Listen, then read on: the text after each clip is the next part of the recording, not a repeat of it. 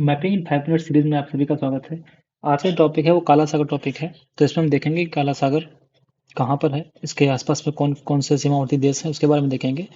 और इसके बाद ये देखेंगे कि कौन कौन सी जल संधियाँ वहाँ पर हैं। तो आइए स्टार्ट करते हैं। सबसे पहले देखते हैं कि जो काला सागर है उस काला सागर की जो मतलब जो भाग है वो भूमध्य सागर का भाग है, और जो कि अटलांटिक महासागर का भी हम भाग बोल सकते हैं।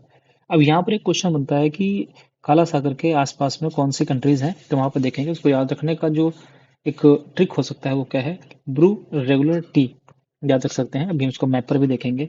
और यहाँ पर इसमें 3 जल संधियां हैं। एक तो वास्पोरस जल संधि है, एक डांडेलास जल संधि है, एक कर्च जल संधि है। इसको केरी जल संधि भी बोलते हैं। ये जो ब्लैक सी है यानी काला सागर है, इसमें कुछ नदियां अपना मुहाना ही बनाती हैं, जैसे डेन्यूब नदी हो गया, नीपर नदी हो गया, नीस्टर नदी हो गया, डॉन नदी हो गया। ये नदियां अपना यहाँ पर मुहाना बनाती हैं। यहाँ पर कुछ बंदरगाह हैं, जैसे कंस्टेंटा रोमानिया का बंदरगाह है, ओडेसा यूक्रेन का बंदरगाह है, बटुमी जॉर्जिया का बंदरगाह है, सैमसन और ट्रेबजोन जो है वो टर्की का बंदरगाह है। इसके साथ साथ में यहाँ पर कुछ द्वीप भी हैं, जैसे स्नैक द्वीप जो कि यूक्रेन का है, गिरेशोन द्वीप जो कि टर्की का है, सेंट इवान जो कि बुल्गारिया का है। तो यहाँ पर समझते हैं मैप में। तो सबसे पहले देखते हैं कि यहाँ पर इसमें जो ये वाला क्षेत्र है ब्लैक सी है, और इससे जुड़े हुए जो छोटे छोटे यहाँ पर सागर हैं इसी का भाग है, एक यहाँ पर एक यहाँ पर, इसको बोलते हैं अजोब सागर और इसको बोलते हैं यहाँ पर है मरमरा सागर।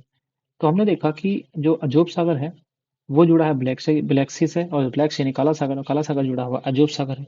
अजूब, और यहाँ पर इसके बाद में अगर देखेंगे यहाँ पर मिलेगा आपको एजियन सी और यहाँ पर मेडिटेरेनियन सी। तो एक चीज तो यहाँ पर ये ध्यान रखने वाली है, क्रम लगाने वाली है कि सबसे पश्चिम से पूर्व में लगाएंगे।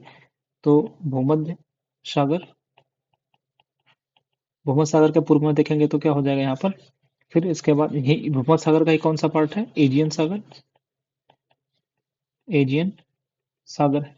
उसके बाद में देखेंगे यहाँ पर तो सागर में फिर मरमरा सागर है, मरमरा सागर। और मरमरा सागर के आगे देखेंगे तो इसमें क्या मिल जाएगा, काला सागर। काला सागर के ईस्ट में देखेंगे तो अजूब सागर देखने को यहाँ पर मिल जाएगा। अजूब सागर, अजूब सागर। तो ये क्रम आपसे पूछ सकता है कि पश्चिम से पूर्व या पूर्व से पश्चिम, क्रम लगाने के लिए पूछ सकता है। अब यहीं पर देखेंगे इसके बीच में कुछ जल संधियां हैं, जैसे यहाँ पर देखते हैं ये जो अजूब सी है और जो ब्लैक सी है, यानी यहाँ पर ये वाला हिस्सा, एक जल संधि यहाँ पर है, एक जल संधि यहाँ पर है, एक जल संधि यहाँ पर। तो हमने आपको बताया जल संधियाँ क्या होती है। जल संधियाँ वो स्ट्रक्चर होता है जो कि दो जलीय भागों को जोड़ता है और दो स्थलीय भागों को अलग करता है। 3 जल संधियाँ देखने को मिलती है। एक जल संधि जो कि अजूब सागर और ब्लैक सी के बीच में है, इसका नाम है कर्च या केरिच जल संधि। इसी को बोलते हैं कर्च या बोलते हैं केरिच जल संधि। जल संधि या जल डमरू मध्य इसको बोलते हैं। यहीं पर दूसरी जल संधि देखेंगे तो क्या हो गया, बास्फोरस। बास्फोरस किसके बीच में है, तो ब्लैक सी के बीच में है, और किसके बीच में, मरमरा के बीच में है। फिर देखते हैं यहाँ पर डार्डेनास जल संधि जो है वो एजियन सी और मरमरा सी के बीच में है। अब इसको क्रम में देखें, अगर क्रम में लगा के देखेंगे यहाँ पर, तो जो एजियन सी है, एजियन सी और मरमरा सी के बीच में एक जल संधि कौन सी मिल जाएगी, तो यहाँ पर जल संधि कौन है, यहाँ पर जल संधि कौन है, जल संधि का नाम है यहाँ पर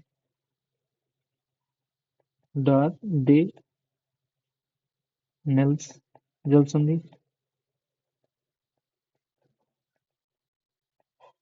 मरमरा के और ब्रेक सी के बीच में कौन सी, बॉस्फोरस जल संधि, बॉस्फोरस जल संधि। और यहाँ पर अजूब और काला के बीच में काला सागर के बीच में देखा कौन सी मिल जाएगी, कर्ज या केरिच जल संधि, कर्ज या केरिच जल संधि।